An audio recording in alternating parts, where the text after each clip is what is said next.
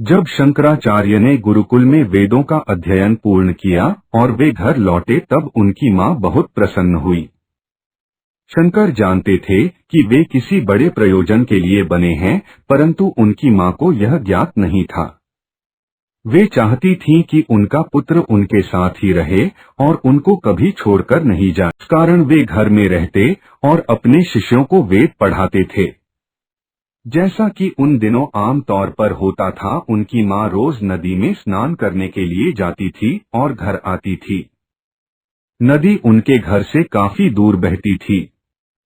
चूंकि उनकी माँ बूढ़ी हो चली थी, शंकर ने माँ से कहा था कि वे घर पर ही स्नान किया करें, पर वे अपनी बरसों की आदत को नहीं बदल सकती थीं, इसलिए वे नदी पर जाती रहीं। एक बार वो वहीं बेसुध हो गई और उनको घर लेकर आना पड़ा। शंकर तब मात्र 7 वर्ष के थे, पर वे माँ के लिए कुछ करना चाहते थे। इसलिए शंकर ने नदी से प्रार्थना की। नदी उनके सामने प्रकट हुई तो उन्होंने कहा कि वह उनके घर के पास बहे, क्योंकि इतनी दूर आना उनकी माँ के लिए कष्टप्रद है। नदी ने उनकी प्रार्थना सुन ली और वह उनके घर के समीप बहने लगी। एक बार जब शंकराचार्य और उनकी माँ स्नान कर रहे थे, उनकी माँ ने स्नान खत्म कर लिया और वस्त्र बदलने किनारे आ गई थीं, जबकि शंकर अभी नदी में ही थे।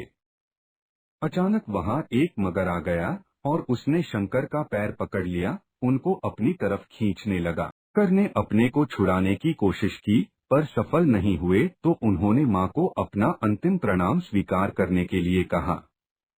असहाय माँ रोने के सिवाय क्या कर सकती थीं?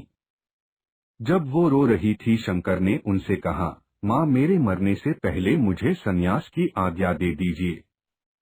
माँ ने इसे अंतिम इच्छा समझकर हाँ कह दिया। तभी वह मगर शंकर को छोड़ तैरता हुआ निकल गया।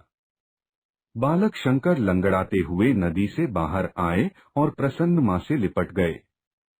किंतु अब वे सन्यासी हो चुके थे, इसलिए वे घर में नहीं रह सकते थे। अतएव अपने महाप्रयोजन के लिए वे आजाद हो गए।